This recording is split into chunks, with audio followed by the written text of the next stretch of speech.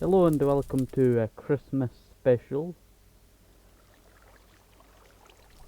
of Jungle Paradise Redwood. Make sure I'm recording.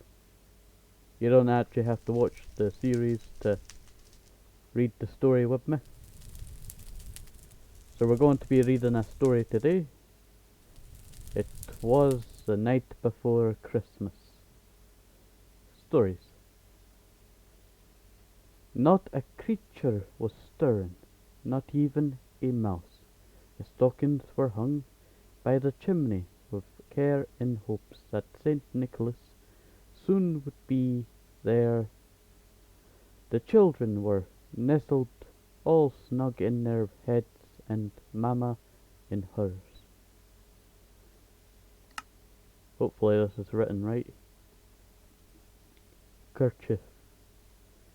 And I, in mine cap, had just settled our brains for a long winter nap, when out of the lawn there arose such a clatter, I sprang from the bed to see what was the matter. Away to the window I flew like a flash, the moon on the breast of the new fallen snow gave the lustre of the midday to the objects below, when what to my wondering eyes should appear but a miniature sleigh and 8 tiny reindeers, with a little old driver, so lively and quick, I knew in a moment it must be Saint Nick. More rapid than eagles, his coursers they came, and he whistled,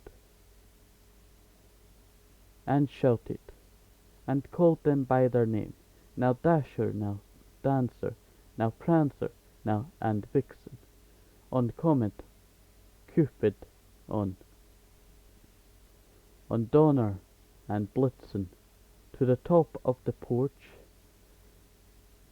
to the top of the wall, now dash away, dash away, dash away, dash away all, as the dry leaves that before the wild hurricane sly when they meet with a obstacle, mount to the sky, so up to the house top. The coursers they slew, with the sleigh full of toys, and St. Nicholas too, and then in a twinkling I heard on the roof the prancing pawing of each little hoof. As I drew in my head, and I was turning around, down the chimney St. Nicholas came. With a bound, B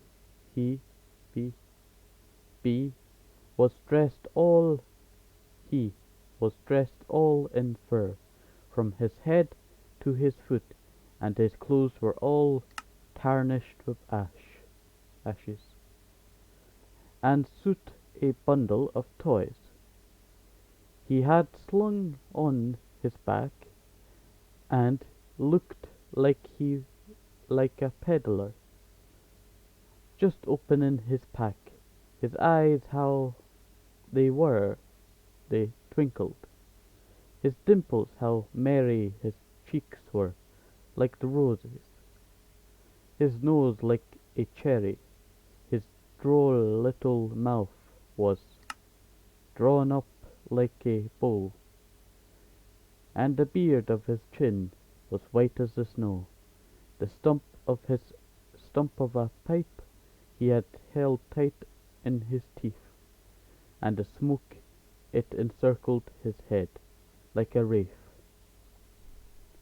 He had a broad face and a little round belly that shook when he laughed, like a bowl full of jelly. He was chubby and plump, a right jolly old elf, and I laughed when I saw him in spite of myself.